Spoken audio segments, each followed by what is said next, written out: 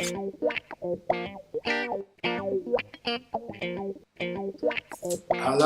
and welcome to this second session of the Whiteboard Warrior.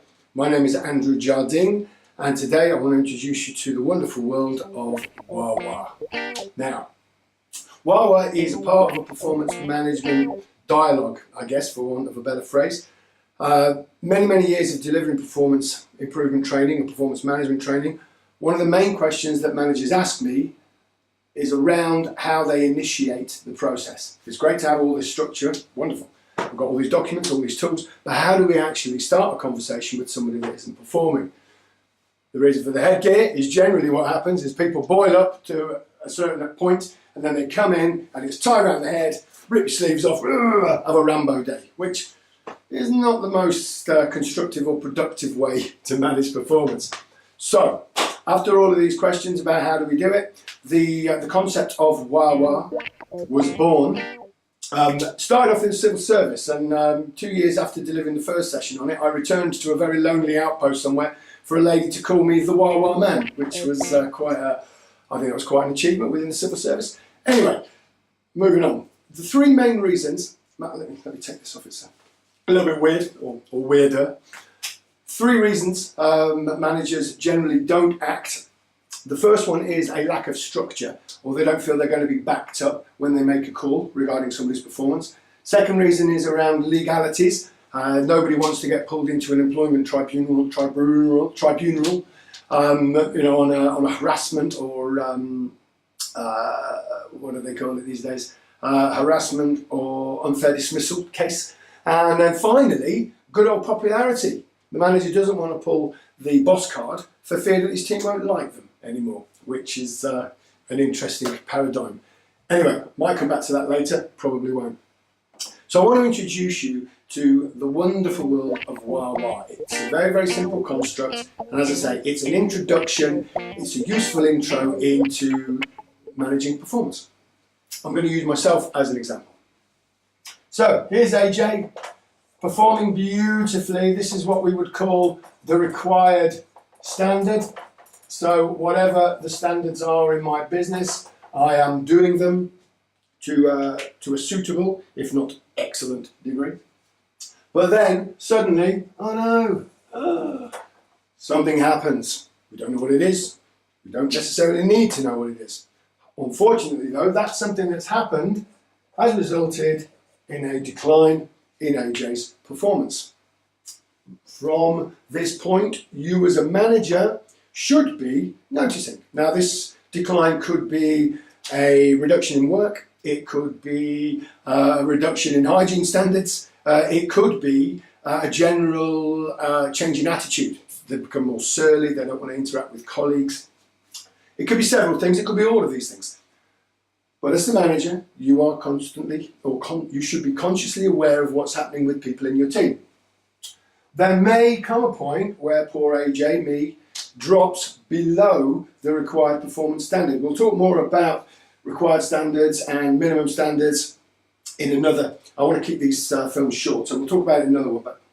But if AJ drops below the required performance standard, or the minimum required performance standard, that's when we start to have a problem. Now you may have an informal conversation with AJ on this declining path. You might drop subtle hints. Hey AJ, have you fallen out with your iron mate? Not generally very helpful, these things, but you may do something to just highlight that you know. You may also want to sort of dig into something that might have happened. My advice would be at this moment in time, what happened is not so much as important as where the individual has ended up. So if you get bogged down in petty issues, you may lose the opportunity to act on actual performance.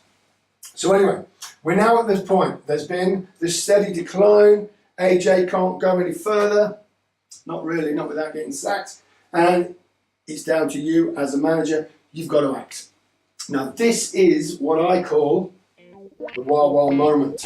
And WAWWA, very simply, stands for we are, you can see what's coming, we are where we are. Such a profound truth, isn't it? WAWWA. We are where we are.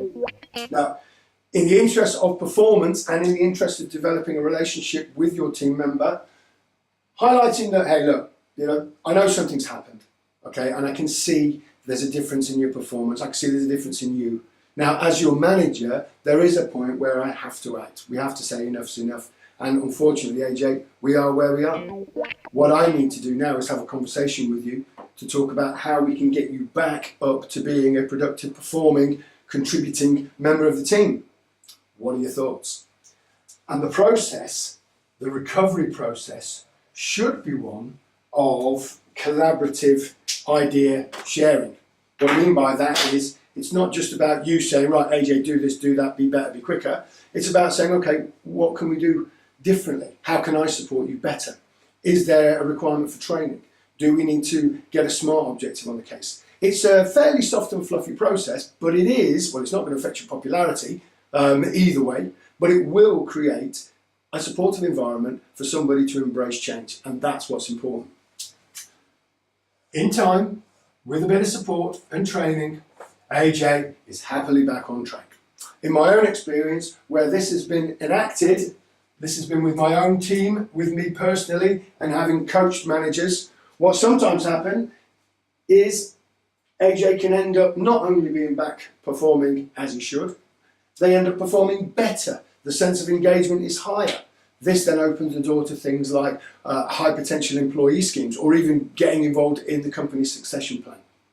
So, this is WAWWA. We are where we are. As a manager, it is your responsibility to act. Your role is to deliver performance through others. If you see there's a decline in performance standards, you must act. This is a useful introduction to get that conversation rolling. Please, if you've got any comments or any experiences you want to share, either write me direct, put something in the comments down below. I hope you've enjoyed this. My name is Andrew Jardine. This has been the Whiteboard Warrior. See you again next time. Ciao.